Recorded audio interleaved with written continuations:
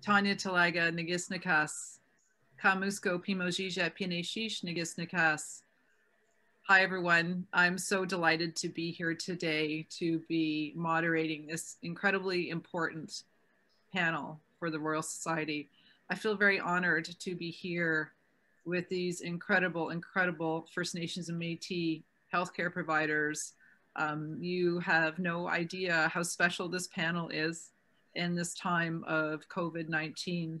And I think it's a slightly historic moment right now where you've got all First Nation Métis panel speaking to you. And we're really, we're grateful to be here. I'm speaking to you today from Takaranto. It's where I live in Toronto. And this is the traditional home of the Mississaugas of the Credit, the traditional home of the Haudenosaunee and the Huron-Wendat people. And I'm going to introduce our incredible panelists today. And I hope you stay with us on our journey. We are hopefully going to be shedding some light on areas that maybe you haven't thought of before, but you should be thinking of, and where we are when it comes to First Nation and Métis health, both in urban and rural communities in our communities from coast to coast to coast. I'm going to start our introductions today with Chantal Richmond. She's a wonderful, wonderful person. Chantal is Anishinaabe, Bichigon Nishnabeg. She is a geographer, actually, by training, and she holds the Canada Research Chair on Indigenous Health and the Environment. Chantal is an associate professor in the Department of Geography and Environment at Western University in London, Ontario. She is the chair of the RSC Working Group on COVID-19 and Indigenous Health and Wellness, and led its recently released report, Our Strengths in Our Stories, which you're going to be hearing about pretty soon. I'm delighted to tell you that Dr. Evan Adams is pinch hitting today for us, and he was joined us at the last moment. And hello, Dr. Adams is a Coast Salish actor and physician from the Slay Amen First Nation near Powell River, BC. He was the Deputy Provincial Health Officer for BC from 2012 to 2014. He then served as the Chief Medical Officer of the First Nations Health Authority, 2014 to 2020. And he is now on an exchange with First Nations and Inuit Health Branch, Indigenous Services Canada, as the Deputy Chief Medical Officer of Public Health under Dr. Tom Wong. Thanks for joining us. Karine Duhamel is Anishinaabe and Métis. She's based in Winnipeg, Manitoba, Treaty 1 territory, and in the heartland of the Métis Nation. She is an independent historian and consultant, as well as the former director of research into the National Inquiry into Murdered and Missing Indigenous Women and Girls. Karine, miigwech for being with us here today. Jennifer Walker, who will be joining us momentarily, we hope, is Haudenosaunee and a member of Six Nations of the Grand River. She lives and works in the Anishinaabe territory in Sudbury, where she holds a Canada Research Chair in Indigenous Health at Laurentian University. She is also the Indigenous lead scientist at ISIS, where she works to make sure that provincial health services data in Ontario about Indigenous populations are governed and used by Indigenous organizations and community. ISIS, in case you do not know, is the Institute for Clinical and Evaluative Sciences, but we just call it ISIS. So we are going to start today. As I said, Jennifer is probably going to be joining us, hopefully at one point as we go on. But I wanted to start our conversation today about a report that I was, I just got finished reading, and it's really quite an incredible report. And Dr. Chantal Richmond is going to take us through Our Strength is in Our Stories. She's going to give us an overview over the next few minutes. So take it away, Chantal. Okay, good afternoon. Bonjour, Jesus Kwedejna Kas Makodorem, Bigi Tugong Nishnabek and Dunjaba. It's really nice to be here. Thank you, Tanya, very much for that opening and for being here to moderate this discussion. I do want to acknowledge that Jennifer is here. She's just a little bit down the screen, so this is great. Yeah. So the experience of this working group and the writing of the report has been like such an enriching and a really beautiful experience, because it has propelled Indigenous people, Indigenous scholars, practitioners, students to share their stories and experiences from their own places of understanding, from their own perspectives, from their own communities, from their own families and their own experiences, intimate experiences in many ways. And this has been really important. So one of the key findings of the report, which details largely our experiences from the first wave and from that first lockdown experience, revolves around the disruption of relationships. And these relationships, these include relationships with ourselves, with our family and community and nature. And the report details in really, I think, important and really brave ways our abilities to fulfill our obligations, to remain true to our responsibilities as Indigenous peoples, to keep our people safe and well. And so to me, that was like one of the most compelling and really beautiful pieces of the report. The second key finding relates directly to this, and that is that Indigenous people and communities have demonstrated incredible resilience and creative means of coping through the pandemic. So we've seen just so many really wonderful examples of the ways that communities are responding and expressing their self-determination, and I think returning to their teachings to find their ways through, which is very important. At the same time though, COVID has shone a really bright light on the health, social, and political crises that existed long before March 2020 and before the pandemic arrived. So these include inadequate access to basic health needs, things like housing, food security, safe drinking water, a number of things that you'll hear more of during this panel discussion today, including the long-term structural inequities and things like land disputes, systemic racism in healthcare, in education systems, and so on. So these are kind of like the three key messages that permeate across the 10 stories that comprise the report.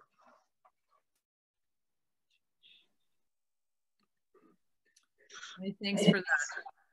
Thank you.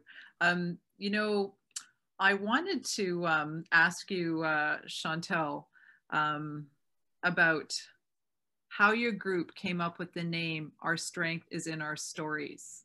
Mm-hmm. It was something that we talked quite a lot about, and I'm so happy that that Corinne is here today, and that Jennifer is here, and that Lisa Richardson could not be here today. But you know, we've been working together as a group since about June, and the writing, the hardcore writing, has really happened kind of in the last 2 months. And I think that the very first reason that we kind of came to this title was the recognition that there's very poor epidemiologic data about COVID in our communities. So that was kind of sort of a basis and a response to that, but also because this report is written by a fully Indigenous team of scholars, practitioners, students, and we write at a time when Indigenous scholars and communities are demanding more of academia.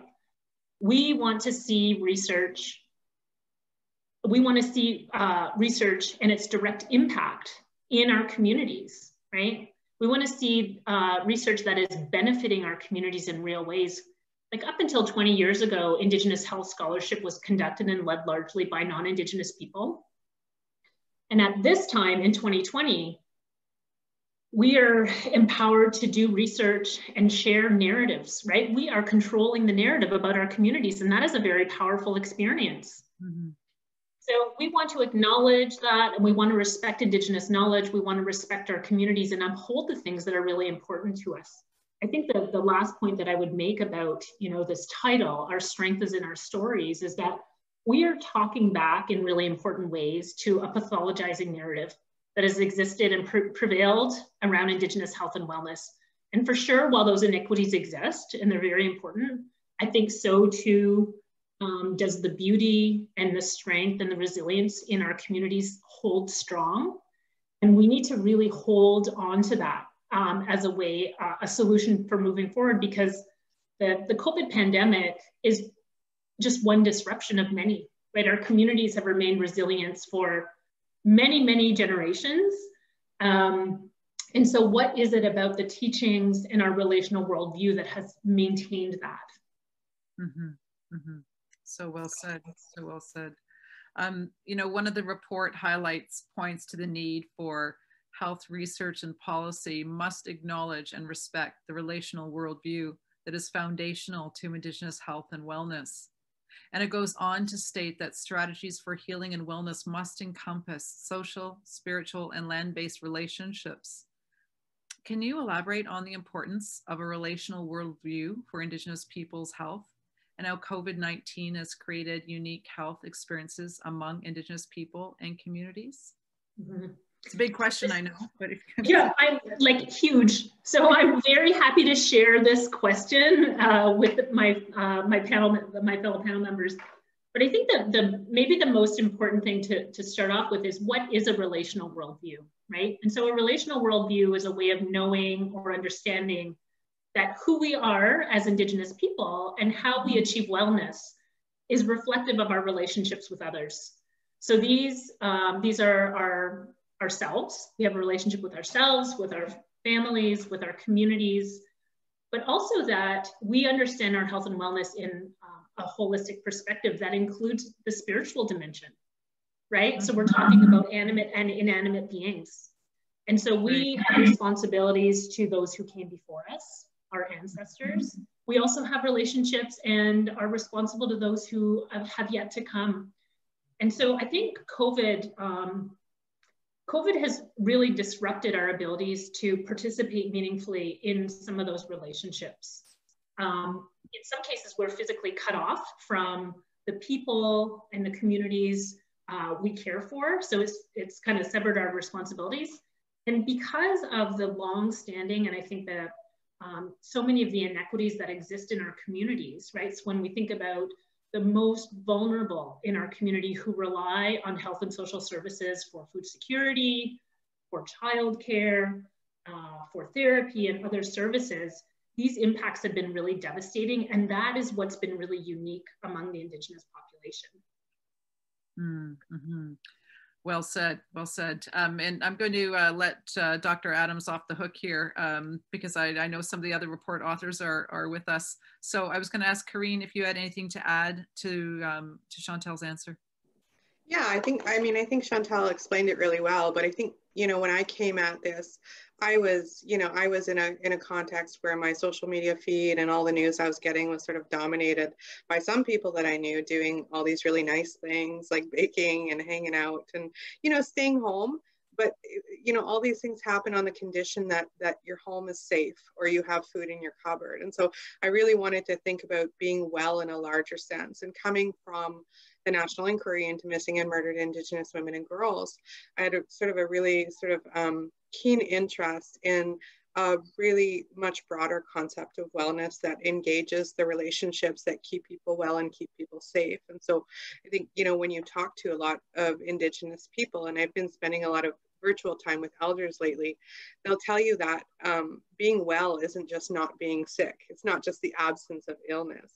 It's so much more than that. And so I think that Chantal's done a really good job of sort of framing it out. But the only other thing that I would really add to that is that I think wellness is also about balance, and it's about balancing all of the parts of yourself and making sure that your relationships are in balance and that your relationship with the world is in balance, right?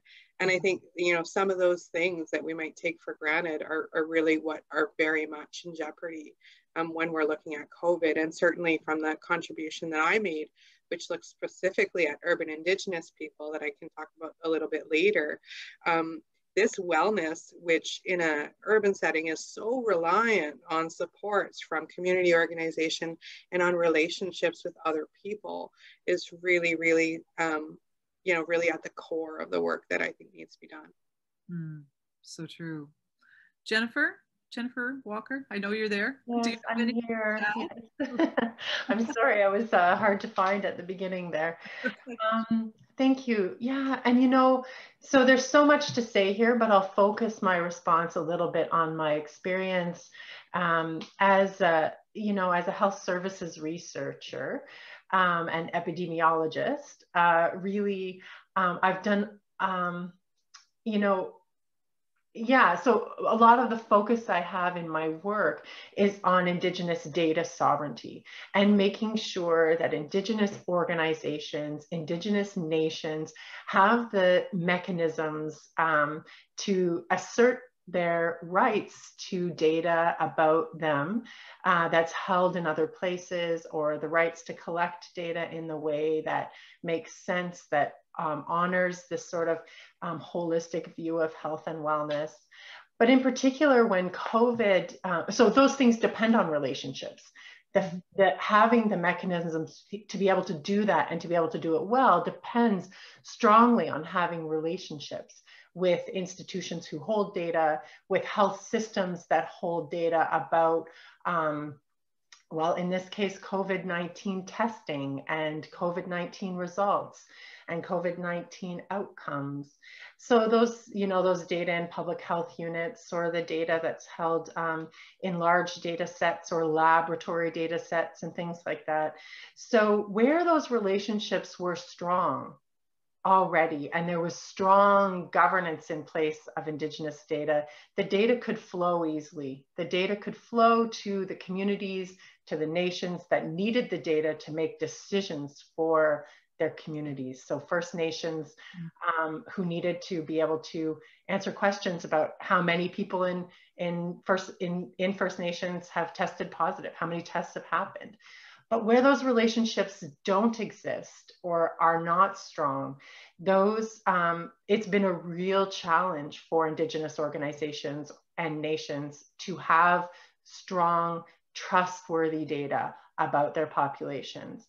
Because a pandemic is not a time to start those relationship building processes, right? And so governments, in their sort of real need to respond, wanted to do things quickly and sort of go quickly to being able to report without establishing those strong relationships first.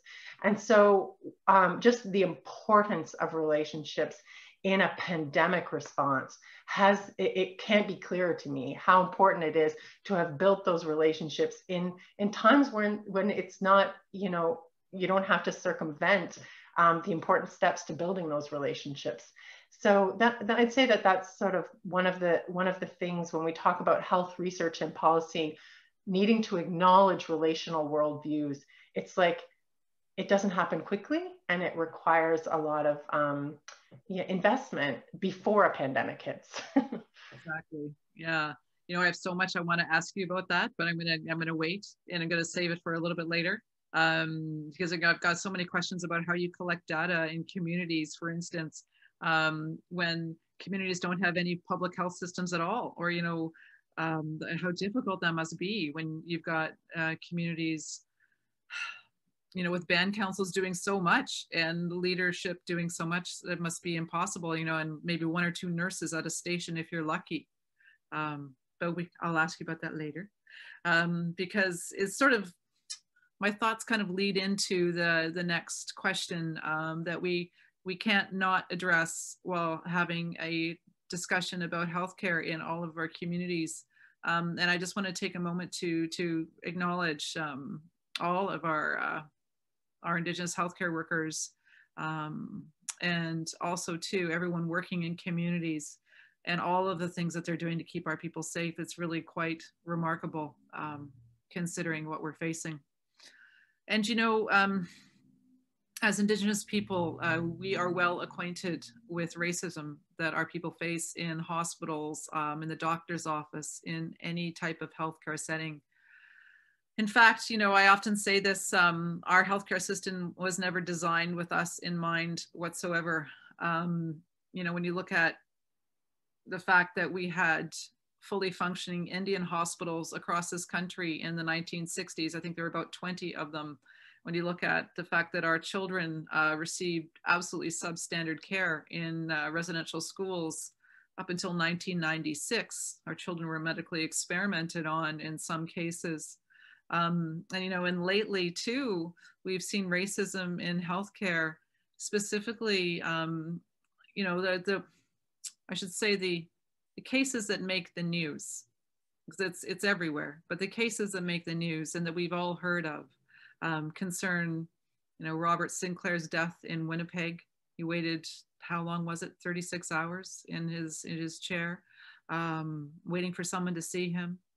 And he was not seen, and he died in the waiting room of a bladder infection. I'm thinking of Craig Neekin, a young student, high school student from Mishkigaugamang, who tried to access, he's 21 years old, and he tried to access mental health services, the Thunder Bay Regional Health Sciences Center. And he was turned away and escorted off the property by security guards. And he took his life across the street from the hospital. I'm thinking of Joyce Echequayan's death at a Joyceville hospital after she recorded racist words, horrible words and treatment that she was getting by her healthcare providers. So considering, and this is, you know, this is all rather recent, this is all rather public, and as I said, there's so many other stories we could talk about. How do we move forward? And I'm going to put Dr. Wood on the spot, or sorry, Dr. Adams on the spot here. Evan, what changes can leaders make to address racism, anti-Indigenous racism in our healthcare settings? You know, not just the hospitals, but in our healthcare settings. Like, how do we create culturally safe healthcare? Well, I think the Joyce Echequan case really shone a light on the Canadian healthcare system and shone a light on health professions, that it was really impossible for us to deny that racism existed, because I think for a long time, people would say to us when we said we're having racist experiences in the healthcare system, they would say, "Are you sure? Are you misinterpreting? You know, why don't Indigenous people complain then?" It just made it more real, and it actually made it quite horribly real. It was a really terrible case of discrimination in the healthcare system. And I think what we're seeing is, or what we're accepting is that racism exists within hospital settings. Let's not be naive. It exists within public services and exists when we as Indigenous peoples interact with the public. Not from everyone, of course, and not from the entirety of those structures, but it exists. And are we talking about it? You know, do hospitals in Canada talk about racism in the healthcare system? Do we talk about racism in medical education? We don't, but you think we would. You just have to look to our neighbors to the south, where they have very highly racialized outcomes. And we wonder, you know, do they talk about race in the healthcare system easily and openly? And I would like to think that they could. And I would like to think that in Canada, we could. Race plays a role in outcomes. Race plays a role in COVID outcomes. That is undeniable. And sometimes race is a proxy for socioeconomic status. That our races really are about where we live and how we live and the opportunities we have, and educationally and at work, and how much money we have, or power, or positions of authority. And those can affect our outcomes. And I think what I'm hearing today, at least I hope I'm hearing today, is that the time is up. We're done waiting for an organic change. We are ready to force change. We are tired of asking for change. We are demanding change. It's time for governments, for hospitals, for health leaders, for health professions to take a stance, and not a vague stance, but a strong stance against racism. Particularly systemic racism, because so many people misinterpret racism to mean, you know, personal racism. We're talking about also systemic and structural racism. Things like how many Indigenous deans of medicine are there in Canada's medical schools? Well, not a one. Not in the entirety of the history of Canada has there been a single one. In fact, the first female dean of medicine happened when I was in medical school in the 90s. I mean, that's how archaic and paternalistic that system is. It was built without inclusion, and now it has to change. Mm-hmm. So, sorry. No, go on. Oh, so I'll just finish by saying we have a say over our own bodies, over the bodies of our children. Mm-hmm. We have at least some ownership over our health outcomes. We have a right to equal outcomes to other Canadians. And I think we own a part of the complaints system. I feel like the system is accountable to us. If someone hurts my cousin, Joyce Echaquan, mm-hmm. why can't I say, who is accountable for this horrible mismanagement, for this terrible event? And don't we have a role in the mitigation or the remediation or the firing of that healthcare worker? The system is supposed to serve us, not humiliate us, not discriminate or disempower us, not kill us, but to help us. Mm-hmm. Thanks. You know, touching on was something you just so eloquently said, and it was a question we had before, and I took it away because Dr. Lisa Richardson isn't here, but I'm going to bring it back now because you just sort of touched on it. I mean, what role do universities, what role do medical schools have in teaching our stories and making sure that knowledge, Indigenous knowledge, is built into curriculums? Yeah, absolutely. Absolutely. They have a role to play. I remember, and I'll try and be short with this story. I remember meeting a new minister of health, and we were trying to brief him, and we were talking about transgender health, and he said, "We're in charge of that?" And I said, "Yes, sir." And I could see the puzzlement in his eyes that a population unknown to him was still something that he had to take care of. And I thought, I don't want to be that kind of public servant where I only serve the people I like, or I only serve the ones that I know or that I'm, culturally competent with. We are supposed to serve everyone, and I think that is a basic requirement of any healthcare worker, of any trainee. You're supposed to serve everyone, and that means you have to have some abilities with those many populations that make up Canada. So true, so true. I don't know if any of the other panelists want to answer that question before I turn to COVID specifically. If I could just add really briefly, I think that one of the things that I really appreciate, Evan, about your comments is this notion that I saw come up again and again from family members and survivors of MMIWG who documented their experiences within healthcare, which was essentially in this crisis of trust, right? So I'm a historian by training, and so there's a very long history of medical care and sort of the scientific racism and objectification of First Nations, Métis and Inuit bodies within the context of healing. But fundamentally, I think that like physicians and doctors and hospitals have a duty to heal. But there's also a great mistrust. And so like I know many people here in Winnipeg who wouldn't go to the hospital if they were sick. They would be afraid to do that, right?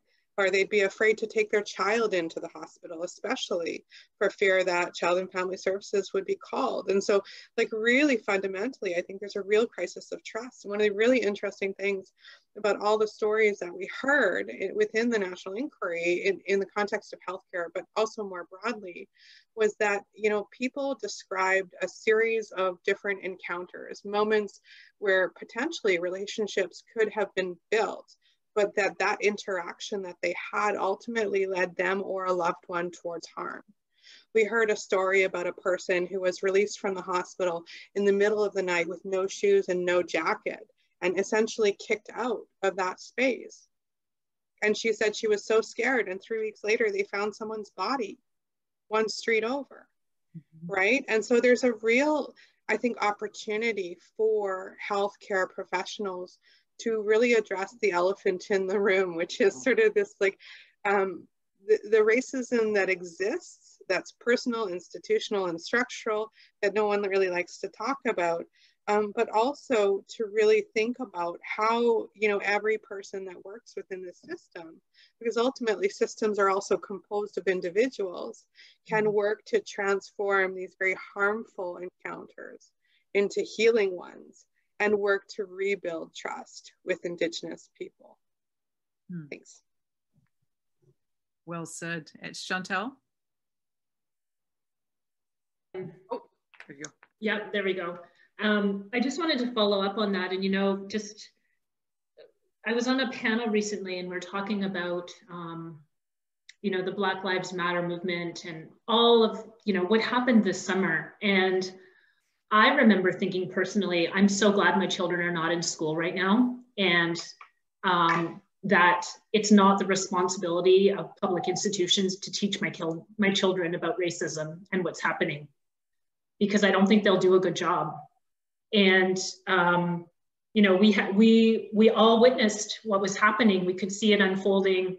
We see it unfolding, you know, in the disputes that continue to happen across Canada. And these are really hard conversations.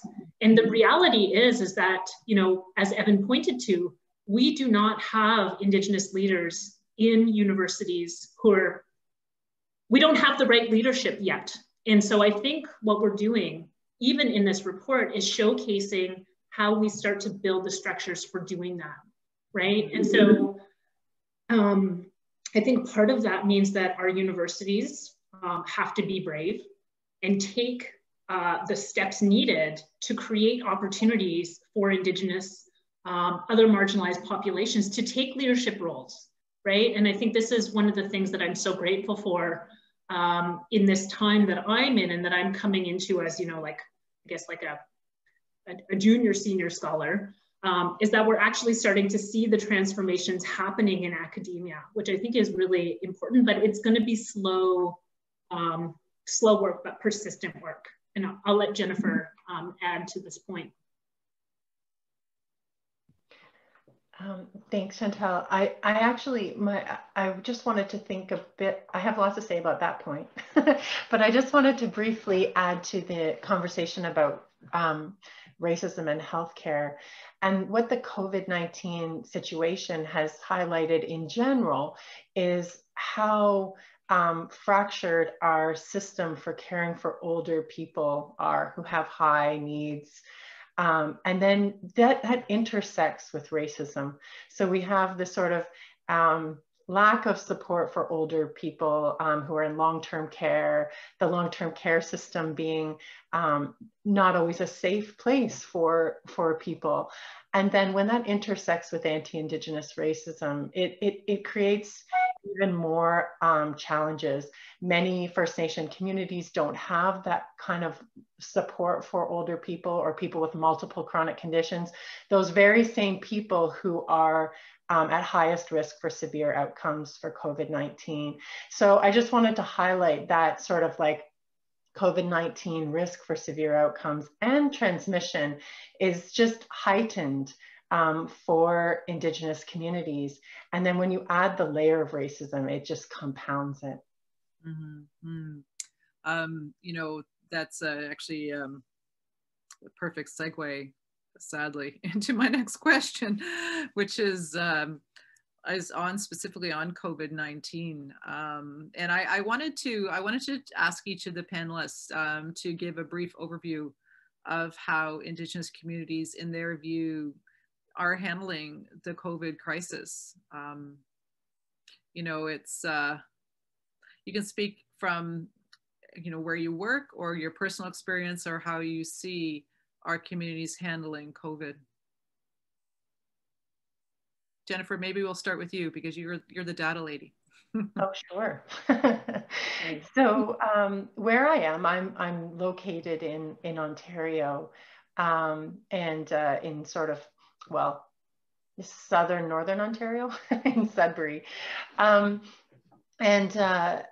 really communities, First Nation communities, have been really proactive about protecting their communities.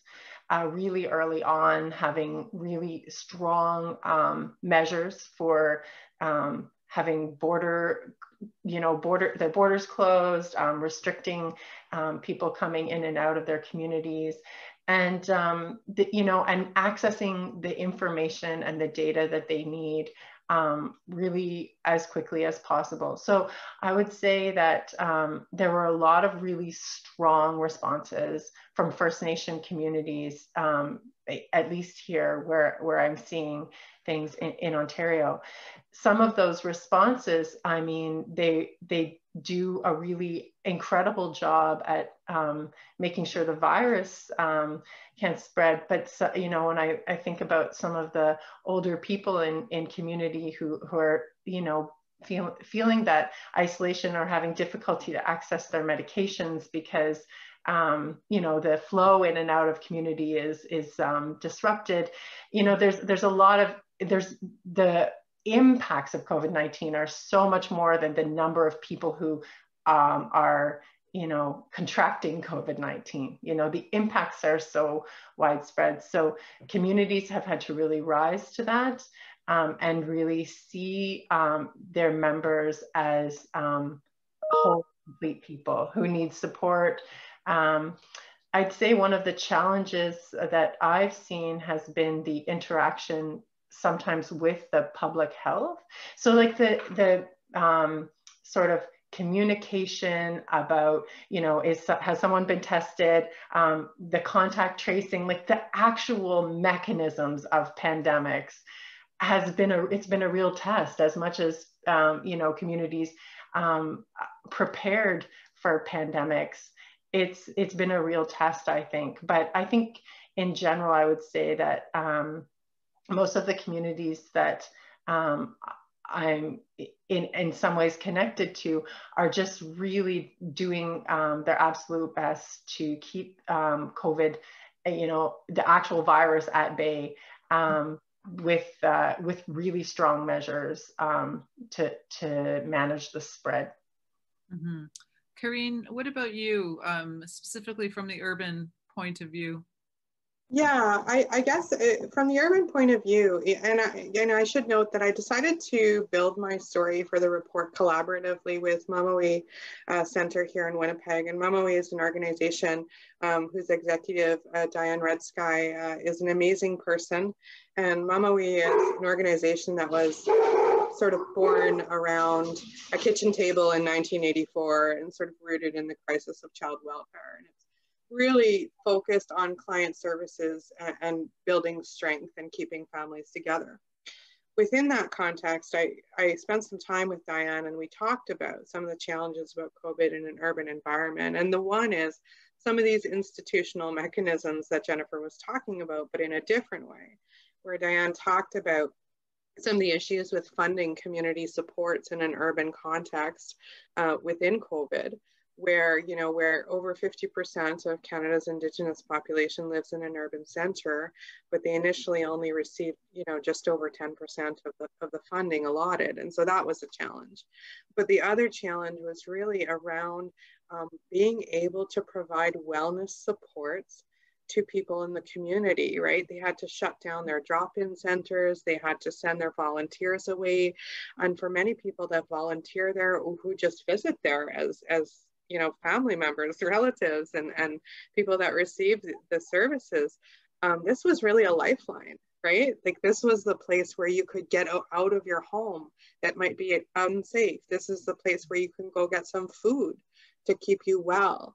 And so I think for urban Indigenous people, it's been a little bit different, where, you have to work really hard as an urban Indigenous person to form a community where you're at, if you're not going back to your community or visiting your community. So in a lot of ways, it is the community that you create in the urban context that really matters and really contributes to your health and wellness.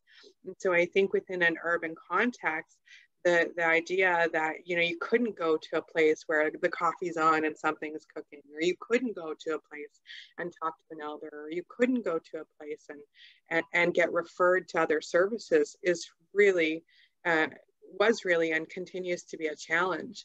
The other thing that I would add to that is I think that what's really clear in an urban context is the extent to which this relational worldview and the relationships matter for mental health.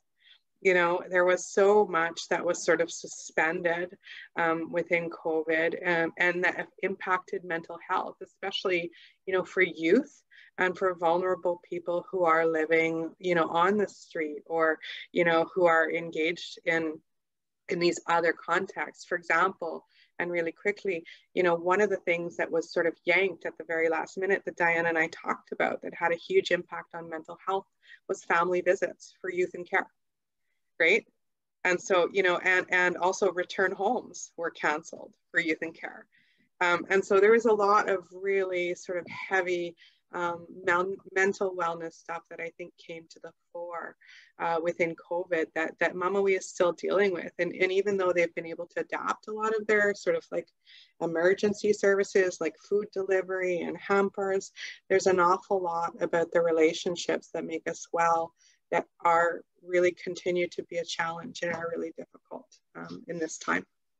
Absolutely, and shout out to Mamawi for all the incredible work that they do. Love them, love them. You know, just a plug for them too. If you can help them out, please do. We can give you their website address later on if you'd like to find out more information. Dr. Adams, how about you? What are you seeing? You must have an incredible perch too for what you're seeing about our communities during COVID. Yeah, it's a very bird's eye view, and it's very easy to generalize. So I'm going to try not to do that. I think as a whole, as Indigenous people, we think we're actually doing slightly better than other Canadians as a whole. But that doesn't mean we're doing better everywhere. So in Atlantic Canada, we haven't seen any official Indigenous COVID cases. Amongst the Inuit in the north, we've had very few cases up until about 2.5 weeks ago, and now we have well over 100. Manitoba had no on-reserve cases until the beginning of September, and now they have well over 800, and that was really fast. Yeah. That includes a number of deaths, and we're hearing that Indigenous people in the city of Winnipeg are having a particularly difficult time. We've had to send in the Canadian Armed Forces to try and help because there are just so many cases so quickly there. British Columbia is reporting that they have 3 times as many off-reserve cases as they do on-reserve cases. So we can say that urban Indigenous peoples in BC are doing less well than those who are in their communities. And I think we saw early on, because our infection rate, our hospitalization rate, our death rate was much less than the Canadian public, that our abilities to close our communities was protective. It helped us. But like much of the country, we're seeing this exponential rise in cases, and it's very disturbing. And the modeling is very disturbing for up until December. So I think that's kind of the view from here. There's definitely some messaging that we can give to our community members to buckle down. We did well for so long. We can't throw out those public health measures. Let's try and get back some of those early wins.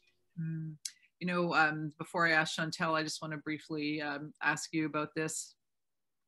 The Navajo Nation, you know, our friends to the south, are there lessons to be learned there? I mean, I remember the Navajo Nation was helping New York sending supplies, right, at the very beginning of the pandemic, and then things turned in the most awful way.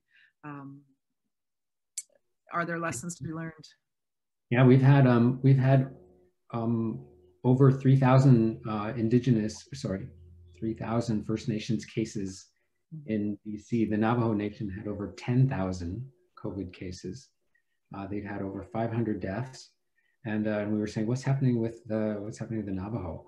The Navajo have definitely some socioeconomic challenges. There are definitely some of their villages don't even have running water. How can you have proper infection protocols or hygiene when there's no running water? So that's definitely a part of it. And I would say that the American response was, had some challenges with its leadership not being helpful in organizing the strongest response possible. And definitely I hear that, or I've been reading that some of the funding to the Navajo was slow to arrive. That's a problem. People, in order to make changes to COVID outcomes, you need investments. It's hard to make change with nothing. Yes, it's hard to make change with nothing. Chantal, your thoughts on COVID and our communities and how they're doing? I think that maybe I'll just offer a different sort of community, and that would be a student perspective, because this is the community that I'm closest to at the moment. And we did actually have 4 students write stories in the report. And they're all so important because I think we, as scholars and Indigenous scholars, I haven't met a single Indigenous person who's come to their scholarship because it's interesting. They want to learn more. It's often because of the inequity they see in their lives, right? And the things they see happening in their communities, the experiences they faced. And so when we think about how COVID is impacting the learning environments for students, especially post-secondary and graduate students, it's been really harsh because many of the students come in and they want to explore older people's health, or still important, but they get derailed, right? And 2 of the stories really kind of talked about this, about how the nature of community-based research means right now I need to focus on what is the current crisis happening in Canada, and that is, or in my community, and that right now is COVID. And that means I don't have the luxury of exploring dementia, or I'm gonna look at this from a different perspective. But I think one of the kind of more hopeful things that I've seen happening is the way that people have taken, and this is a privileged, I think, a privileged opportunity, is a time to reflect about what this means, right, in our lives. And we have seen, I think, in many of the stories about this time as learning, right? And I say it's a privileged experience because it relies on the fact that you've got food to eat and that you're not worried, right, about having a house over your head. But I do think at the same time, it's so important for our young leaders to have that time to sit and think about what this time means and how you can, I think, strategize about being a good leader and being a good researcher and meeting the challenges that are before us. Mm-hmm. Agreed. I want to turn us now to questions, and I want to ask those that are watching to go into the chat, please, and ask your questions for us, and so I can see them. And I will ask some questions as I see them. First off, though, I do want to thank Karine Duhamel for putting out the Mamawi website for everyone. It's also on the chat. It's really easy, www.mamawi.com. Do incredible work for youth in Winnipeg. Please support them. and I wanted to, and while I'm waiting for questions to come in, I wanted to ask about data. You know, I'm obsessed a little bit with this data question here, because, you know, data, I know we need data in order to, we need to measure something so we know what to change. But how do you collect data? Like that question I was asking you earlier, Jennifer, how do you collect data in some communities? Like, are you really getting a clear snapshot of what's going on in all of our communities? I guess ISIS, you look all across from coast to coast to coast, but is it accurate? I mean, it's so tough when you're dealing with communities, like Dr. Wood pointed out, like that, sorry, Dr. Adams, I know Dr. Evan Wood, so I keep calling you that. I have to apologize. Like, how do we collect data in communities that don't have water, clean running water? I mean, data collection, you know, for those community members has got to be on the list here, like way down when it comes to priorities. Yeah, thanks for that. I think, so, you know, the data that that I'm referring to, that, you know, is sort of flowing where it needs to flow out of ICES, where we have the provincial level lab data, right? So if someone has had a COVID test, then the data, it's in the database, right? So the fact that it was a test and the result are in the database. So it relies on access to tests. All of those data rely on accessing healthcare, because only those who have accessed something are visible in the data.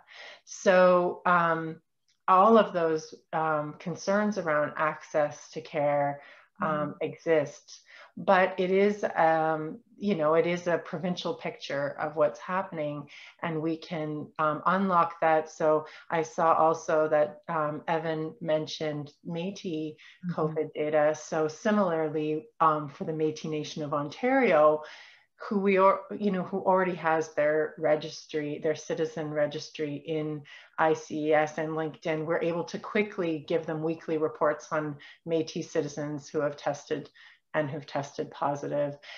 Same with the First Nations data. But, you know, new data collection, that's a totally different story. So trying to undertake even the contact tracing and new data collections, any kind of systems like that are challenged if they don't already exist. Like creating those new things is a challenge.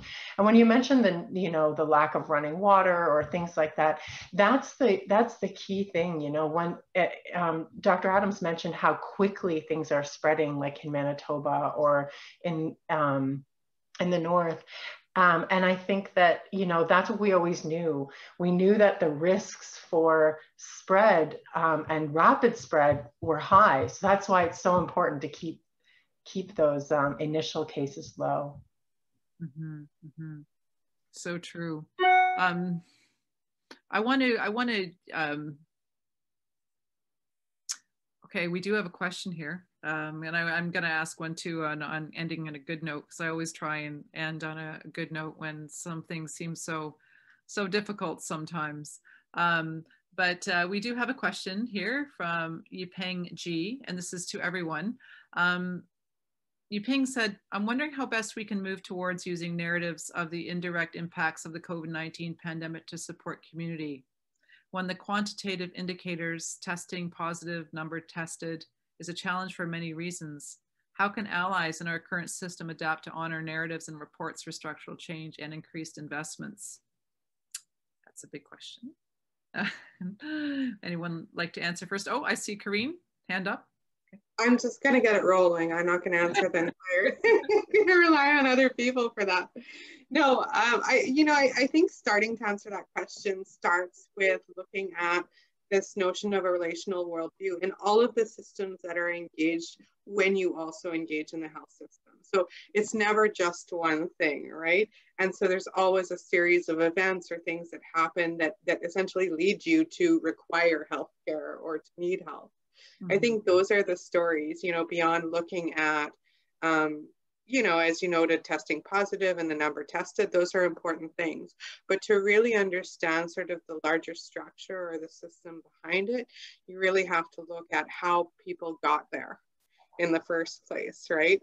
How, in the sense, did they come to the point to need healthcare, and what are the things that could have sort of redirected some of that, or what are some of the supports that could have contributed to essentially changing that outcome potentially, right? Which is not going to be possible in all the cases, but certainly in some, I think that it is. That would be my sort of starting point, but I'll leave it to some other panelists. I don't want to take all the time.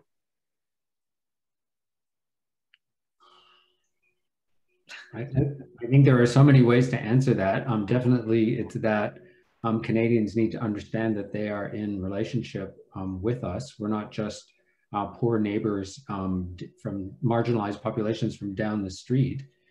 And I think that the quality of that relationship must be extraordinarily good, not one of mere tolerance, or where one is, you know, the important partner and the other is unimportant, or where one is belittled or impoverished by the other. So I think the quality of that relationship is good. And if we have a good relationship, then we can share public health data. Like in a kinder universe, we could collect data about ourselves, match it to provincial, say, hospital data, or federal data about how the country as a whole is doing. And we would get extraordinary data that would point us in a good direction, and we work together where we have problem areas. We don't have that relationship yet. Indigenous people don't want to share their data because there's no trust in the relationship. Mm, well said. Chantal?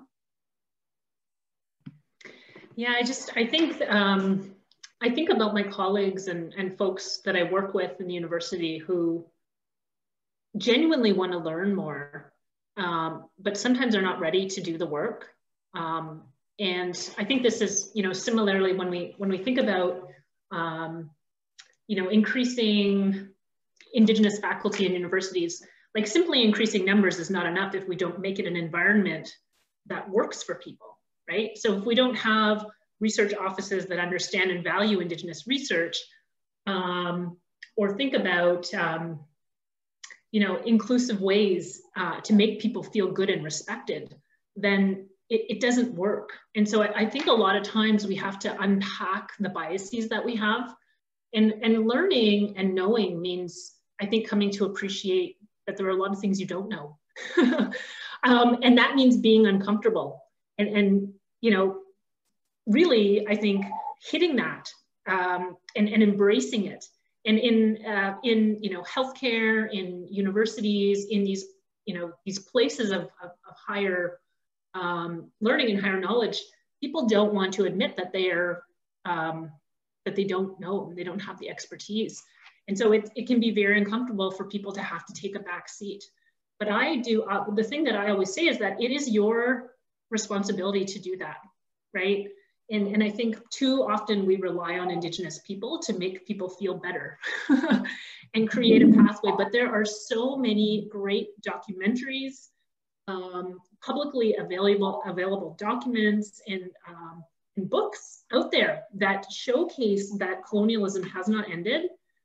It's alive and well in our systems. And I think it's up to Canadians to take the opportunity to learn that. Well said, well said. Anyone else? I don't know, Jennifer, if you wanted to say anything. I can say something really quickly. I think that there's a bit of a reframing away from sort of seeing Indigenous people as marginalized and equity seeking, to seeing that what Indigenous nations and people are doing is asserting sovereignty and rights, and that those rights don't need to be granted, they exist, and that, you know, that, and honoring that relationship in a new way, I think is really part of what we need our allies and the current systems to do. And I want to say a big Kichimigwich to all of you for being here today. And I really appreciate each and every one of you, Chantal, Evan, Jennifer, Karine. The work you do for our people is so necessary, and You make us all proud. So keep going. And I hope everyone had a really good listen today and that we take all of these messages to heart. So thank you, everyone. Thank you, Tanya. You did a beautiful job. Bye. Thank you, Tanya. Everybody, bye. I'll keep in touch with you all. Now that yeah, please do. I really wanted to take a group picture and I forgot. Are we still on? Oh, did Kareem leave? I think Kareem took off. She's gone now. Okay, is it okay if I take a picture? Yes, with Amelia. Yes, and Russ and Stephen. That's right. I'll send it to you guys. I'm just going to take this with my actual camera. I'm going to smile. Okay. Thank you all. Good luck. Take care. Thank you. And you too. Bye-bye.